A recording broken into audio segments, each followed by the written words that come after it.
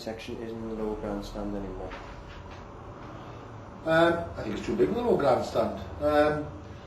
Also, I think it was felt that they didn't want to expose the children in front of the away fans, you know, because of any bad language or whatever, banter. And they thought it was a better area to be behind the goals, and I see that's okay. But what they have done this year now, where I'll be sitting actually, is the lower section of Section A. They have given good concessions to children to go in there, so even though it's not the family section, it's quite cost effective to take your children in there, so they're encouraging people to go in there. That area that has gone from being a sort of volatile area now to quite a peaceful area. We've still got a lot of banter goes on in there, but we haven't got, you know, if you've got warring factions, which we haven't, you know, we win in the battle with warring factions, but if you've got warring factions, the last thing we'll do is let them get face to face, you know. You see the kids in the Grange and they got the fences there and they all brave face to face to a safe area with fences. And I often think if the fences were, I grew up with football, you know, there were no fences, no police. It was law of the jungle. You didn't call someone a waster because there's a good chance he'd come over and punch you in the face. And I wonder how brave they would be if they weren't fences there sometimes, you know. Heaven forbid they took them down. It'd be chaos in some places, but I think sometimes fences and police segregation encourage people to be a bit braver than they really are. Can members of Cardiff City Supporters Club travel on the Rams coaches? If not, why? Well, yeah, you know, certain matches last year, for the bubble matches, we opened it up. What we're going to do is tighten up. If we've got to be responsible people on our buses, then they're going to have to be members. Same as Supporters Club at the end of the day. Some occasions we had trouble or damage last year was with the big bubble matches where people weren't members of the Rams. They don't stick to our rules.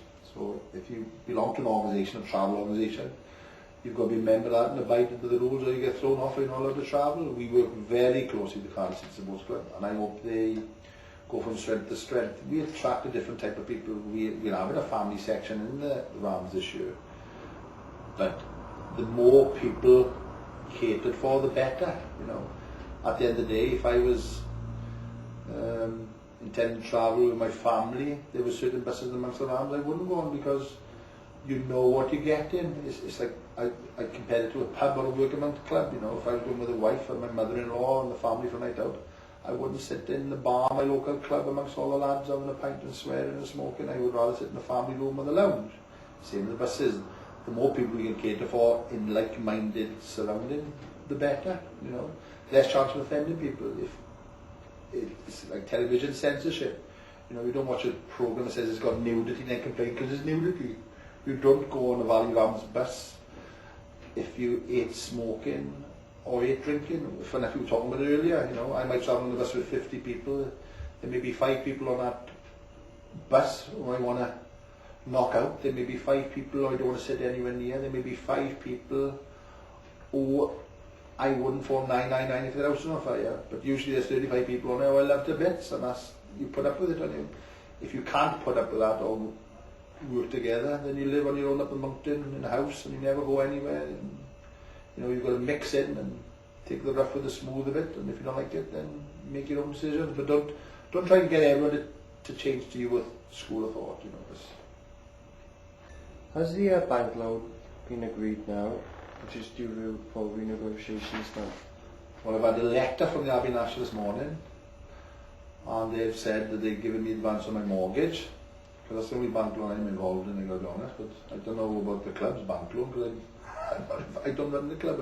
I run my business and my house, and I've spoken with the Ram, but I don't know anything about the bank loan.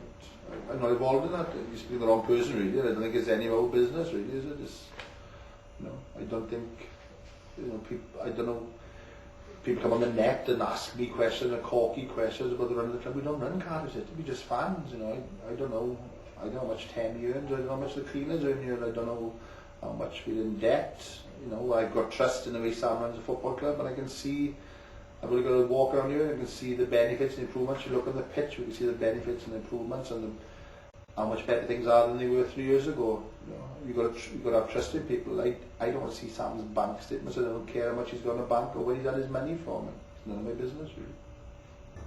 Mind you, I do. When are detailed plans for the cost of the new stadium expected to go before the council for consideration? The longer it may take to submit them, the greater risk we have of the council rejecting them. Listen to previous answer. I don't know. I really don't know. I'm not involved in that, and I'm just a fan. And I got the same concerns as every other fan. I'm an ordinary fan. You know, I read the Echo, good or bad, mostly bad. I go on the internet. You know, I've got a good rapport with Sam and with David Tenney and people in the club. I don't phone Sam up and ask his business or whatever. My opinion is if we've got anything to know officially, they'll do it through the official club site or they'll do it in the press. You know, I don't phone up and say, Sam, tell me, I won't tell anyone else.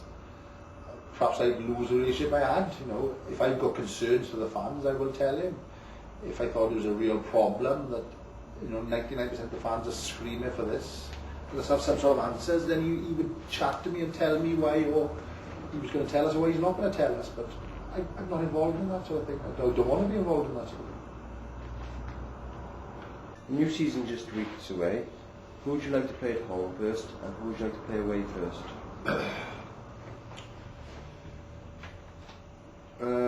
Sunderland away first and Saturday, so we're going to have a nice weekend in the northeast in the sunny weather and go to Newcastle for a night out. I would love that. 3 o'clock, football time, 3 o'clock. That would be my first away game. And my first home game could be any of the big clubs, you know, when I say the big clubs, Wolves, Leicester, I'd love, you know, just the excitement, the buzz for the first game of the season. Just have one of the teams that come down first game, or one of the big clubs, you know, the West Ham and the Sunderland, I'd love to. But there aren't many bad teams in this first division, so I'm like everyone else, I just can't wait to see the fixtures, you know. What I don't want to see is them juggling them all around, and the 12 o'clock Tuesday, you know, kick-offs and 4 o'clock in the morning, and we'll stop them travelling. We'll travel, you kick off at 3 o'clock in the morning on a Sunday, we'll be there. How are the Rams preparing for the new season? As I said earlier, tremendously. We've got more structured, we've become established, you know, boys realise we've got to run it as a business, we've got rules, but for our benefit, not rules for the sake of rules, you know, it's for our own benefit. We've got official recognition at the club, and that comes with a price. You know, we can't stand by and let people damage Cardiff City. We're all Cardiff City fans. I love the club. You know, I fight anyone or anything that goes against Cardiff City. I'm 100% Cardiff City. You know, whether it's from outside Cardiff City or within Cardiff City. I mean that genuinely. If it's Sam Allan or David Tenney, who I think is doing things badly, I will argue the case and fight them over things, you know, as a representative of our body, as a fan spokesman. But we are getting more organised, and it's down to the reps. As I said, all we've done earlier is like the fire. The fire's already been stacked forever. We've lit it. You know, the boys who organise the buses and the work, I sometimes think, my God, why do people do this? They do it because they love Cardiff City, they love one another and the people they travel with. The grief some of these lads get, you know. You couldn't pay these people money. I've often said that. My God, there's not enough money around to pay them for the grief they get. People do it for the love, you know, and it's great. We are making history here, and you know, Sam says when he passes on and leaves the earth, it'd be nice to have a big stadium and a team in the Premiership that he's responsible for. It'd be nice for every Valley Ram to look that we've had to fight hooliganism and give Cardiff a good reputation, be part of it. I feel so proud to be part of the Rams. I feel proud being a Cardiff City fan, but I feel so proud to be part of the Rams and all we've achieved, and I think hopefully it goes from strength to strength.